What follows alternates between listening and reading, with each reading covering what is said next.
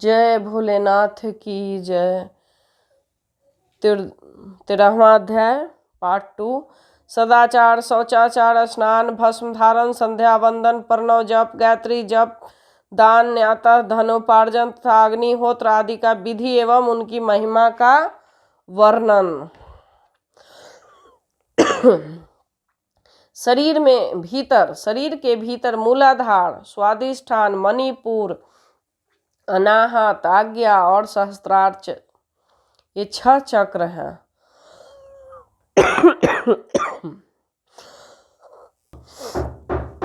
शरीर के भीतर मूलाधार, स्वादिष्ठान, मणिपुर, अनाहत, आज्ञा और सहस्त्रार्च, ये 6 चक्र हैं।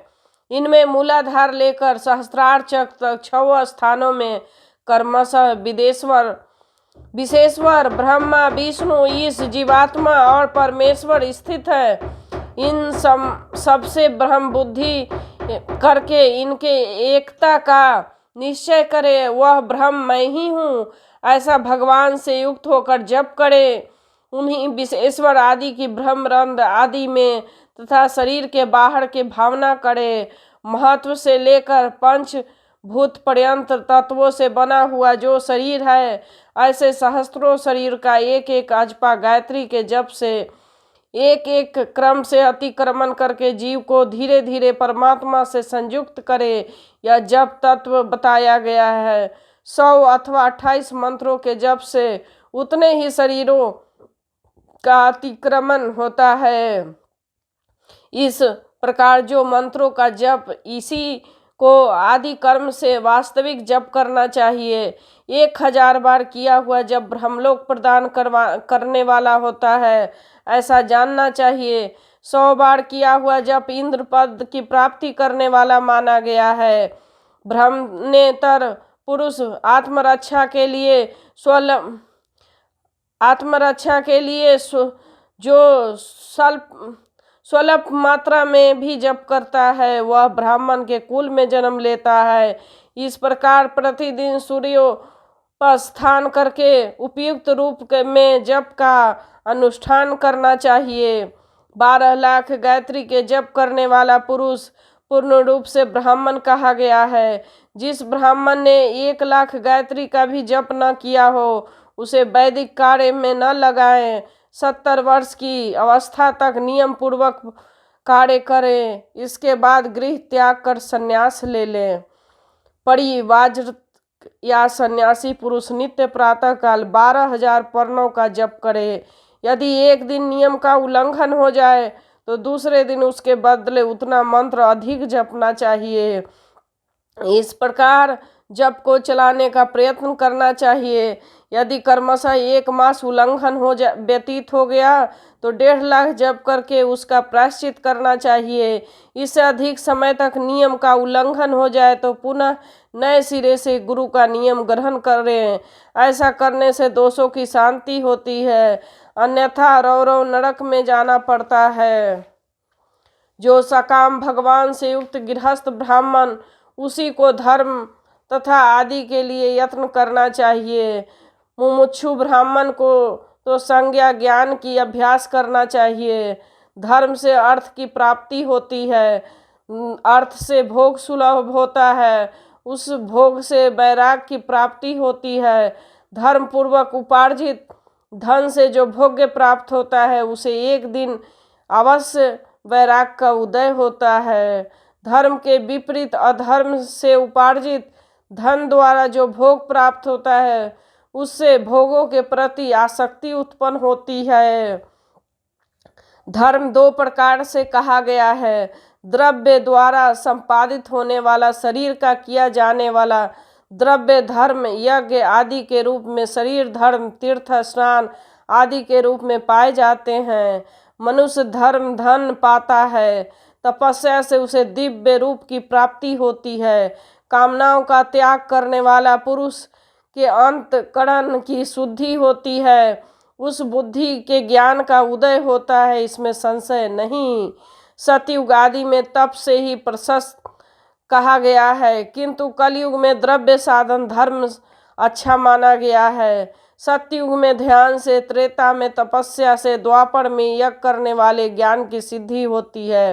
परंतु कलयुग में प्रतिमा भाव विग्रह की पूजा ज्ञान लाभ होता है। जिसका जैसा पुण्य या पाप होता है उसे वैसा ही फल प्राप्त होता है। द्रव्य, देह अथवा अंग में न्यूनता, वृद्धि अथवा क्षय आदि के रूप में वह फल प्रकट होता है। अधर्म, हिंसा, दुख रूप धर्म सुख स्वरूप मनुष्य अधर्म से दुख पाता है, धर्म से सुख एवं अभ्युदय का भागी होता है। दुराचार से दुख प्राप्त होता है और सदाचार से सुख। अतः भोग और मोक्ष की सिद्धियों के लिए धर्म का उपार्जन करना चाहिए। जिस घर में कम से कम 4 मनुष्य हैं, ऐसे कुटुंबी ब्राह्मणों को 100 वर्ष के लिए जीविका जीवन निर्वाह की सामग्री देता है। उसके लिए वह दान ब्रह्मलोक की प्राप्ति करने वाला होता है।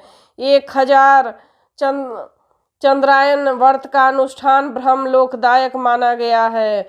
जो क्षत्रिय 1000 कुटुंबों की जीविका और आवास देता है, उसका वह कर्म इंद्रलोक की प्राप्ति करने वाला होता है और 10,000 कुटुंबों का दिया हुआ आश्रय दान ब्रह्मलोक को प्रदान करता है।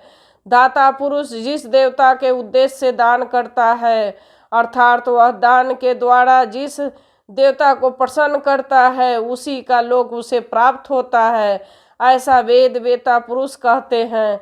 धनहीन पुरुष सदा तपस्या का उपार्जन करे, क्योंकि तपस्या और तीर्थ सेवन से अच्छे सुख पाकर मनुष्य उसका उपभोग करता है। अब मैं न्यायतः धन की उपार्जन की विधि बता रहा हूँ। ब्राह्मण को चाहिए कि वह सदा सावधान रहकर विशुद्ध प्रतिग्रह, दान ग्रहण तथा याजन यज्ञ कराने आदि से धन का अर्जन करे। वह इनके लिए कहीं दीनता न दिखाएं और न अत्यंत क्लेश दायक कर्म ही करें। क्षत्रिय बाहुबल से धन का उपार्जन करें और वैश्य कृषि से, गोरक्षा से न्योपार्जित धन का दान करने से दाता को ज्ञान की सिद्धि होती है। ज्ञान सिद्धि द्वारा सब पुरुषों को गुरु कृपा से मोक्ष सिद्धि सुलभ होती है। मोक्ष से स्वरूप की सिद्धि ब्रह्म रूप से स्थिति प्राप्त होती है, जिसे मुक्त पुरुष परमानंद का अनुभव करता है। हे द्विजो, मनुष्य का यह सब सत्संग से प्राप्त है। गृहस्थ आश्रम में धन धान्य आदि सभी वस्तुओं का दान करना चाहिए। अपना हित चाहने वाले गृहस्थ को जिस काल में जो फल अथवा धन्य आदि वस्तुएं उत्पन्न होती है, उन्हें ब्राह्मणों को दान करना चाहिए। वह तृषा निवृत्ति के लिए जल और क्षुधा रूपी रोग से शांति के लिए सदा अन्न का दान करे। खेत, धन्य, कच्चा अन्न और भक्ष्य भोज, लेह और चोष्य, ये 4 प्रकार के सिद्ध अन्न दान करने चाहिए। जिसके अन्न को खाकर मनुष्य जब तक कथा श्रवण आदि सद्धर्म का पालन करता है, उतने समय तक उसके लिए किए हुए पुण्य फल का आधा भाग दाता को मिल जाता है। इसके में संशय नहीं है। दान लेने वाला पुरुष दान को प्राप्त हुई वस्तुओं का दान तथा तपस्या करके अपने प्रतिग्रह जनित पाप की शुद्धि करें, अन्यथा उसे रौरव नरक में गिरना पड़ता है। आपने धन के 3 भाग करें। 1 भाग धर्म के लिए, दूसरा भाग वृद्धि के लिए, तीसरा भाग अपने उपभोग के लिए। नित्य, नैमित्त और काम में ये तीनों प्रकार के कर्म अर्थात रखे हुए धन से करें। साधक को चाहिए कि वह वृद्धि के लिए रखे हुए धन से ऐसा व्यापार करे जिसके लिए धन की वृद्धि हो तथा उपभोग के लिए रक्षित धन से हितकारक, परिमित एवं पवित्र भोग भोगे। खेती से पैदा किए हुए धन का 10वां अंश दान कर दे, इससे पाप की शुद्धि होती है। शेष धन में धर्म, वृद्धि एवं उपभोग करे, अन्यथा वह रौरव नरक में पड़ता है अथवा उसकी बुद्धि पाप से परिपूर्ण हो जाती है। खेती भी चौपट हो जाती है। वृद्धि के लिए किए गए व्यापार में प्राप्त हुए धन का 6ठा भाग दान करें। श्रेष्ठ ब्राह्मणों को दान में प्राप्त हुए शुद्ध पदार्थों का चतुर्दश दान कर देना चाहिए। जिसे अकस्मात प्राप्त हुआ धन का आधा भाग दान कर देना चाहिए। असत प्रतिग्रह दूषित ज्ञान में प्राप्त संपूर्ण पदार्थों का समुद्र में फेंक देना चाहिए।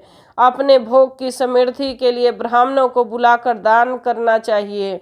किसी द्वारा याचना करने पर अपनी शक्ति के अनुसार सदैव ही सब कुछ देना चाहिए। यदि मांगे जाने पर शक्ति रहते हुए वह पदार्थ न दिया जाए तो दूसरे जन्म में वह ऋण चुकाना पड़ता है। विद्वान को चाहिए कि वह दूसरों को दोषों का वर्णन न करे। हे ब्राह्मण, द्वेषवश दूसरों को सुने या देखे हुए छिद्रों को प्रकट न करें। विद्वान पुरुष ऐसा बात न कहें जो समस्त प्राणियों के हृदय में रोष पैदा करने वाले हो। ऐश्वर्य की सिद्धि के लिए दोनों संध्याओं के समय अग्निहोत्र करें। यदि असमर्थ हो तो वह एक ही समय सूर्य और अग्नि को विधि पूर्वक दी हुई आहुति से संतुष्ट करें। चावल, धान्य, घी, फल, कंद तथा हविष्य इनके द्वारा विधि पूर्वक अस्थाली पाक बनाए तथा यथोचित रीति से सूर्य और अग्नि को अर्पित करे। यदि हविष्य का अभाव हो तो प्रधान होम मात्र करे। सदा सुरक्षित रहने वाली अग्नि को विद्वान पुरुष असंग की संज्ञा देती है।